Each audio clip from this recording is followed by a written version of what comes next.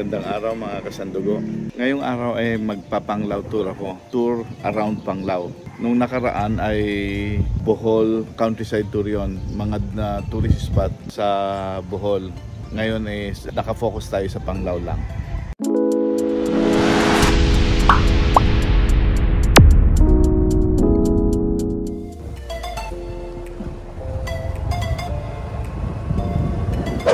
Mga kasandugo, ang first stop ko ay ang Panglao Church.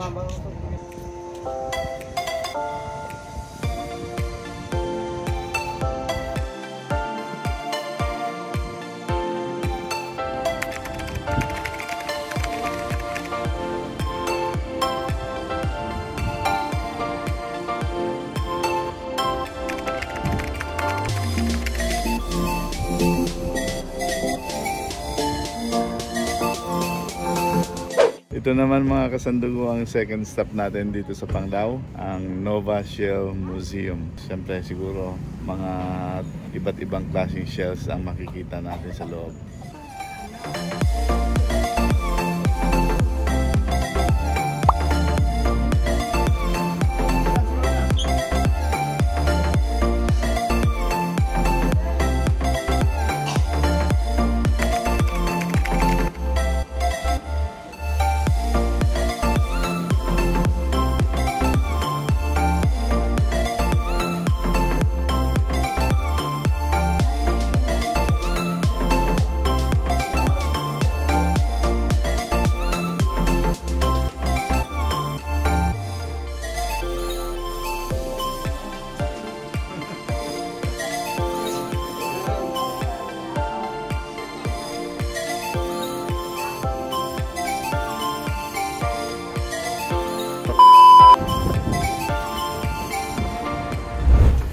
Sandugo, ito ang third stop ko dito sa Panglao Tour, ang Hinagdanan Cave.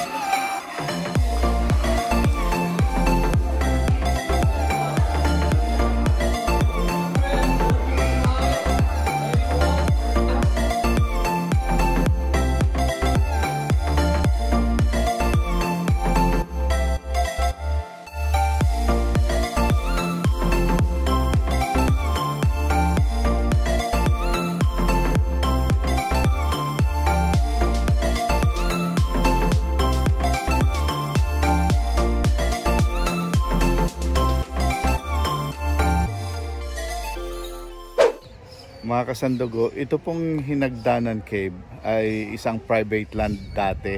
Yung may-ari nito, nakita niya may 2 butas dito. Tapos naghagis siya ng bato, narinig niya may splash ng tubig. Yun. Gumawa sila ng bamboo ladder at bumaba. Yun, nakita nila na may tubig sa loob. Nakita nila na isang cave pala ito. Ito yung lupa kung nasaan ang cave. Ang ilalim nito ay cave. Nung na-discover siya, ito yung butas. Yun yung unang butas.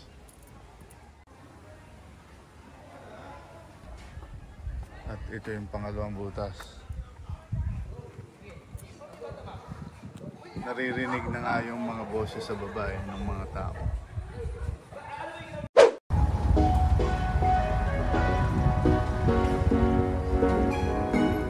Mga kasandugo, this is my 4th stop dito sa Panglao Tour, ang Bee Farm, Bohol Bee Farm.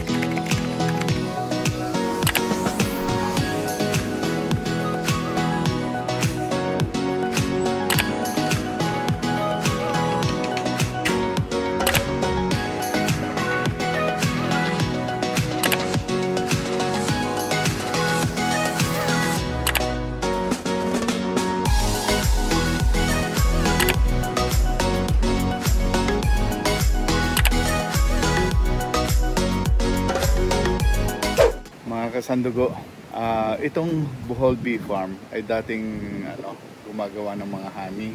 Maraming mga bees dito. Pero ngayon, ginawa na lang siyang parang handicraft industry. At maraming paggawaan ng bags, mga home decors. Gumagawa rin sila ng ice cream at saka mga tinapay, mga sabon. At meron rin silang restaurant dito sa loob. At kakain muna ako dito.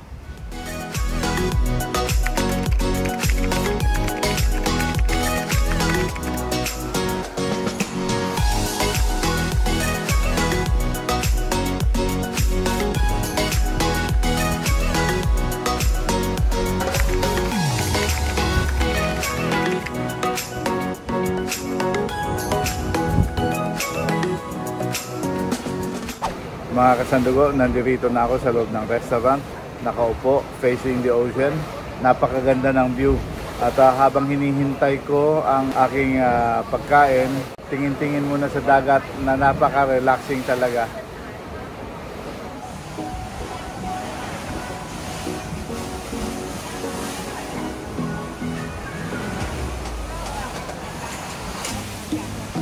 Mga kasandugo, ito ang in-order ko. Tara, kain tayo.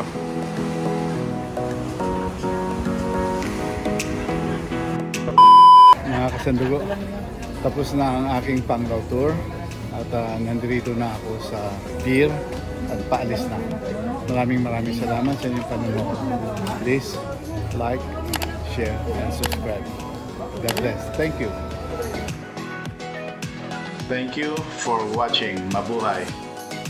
Please don't forget to like, share, and subscribe. And please hit the notification bell. Maraming salamat.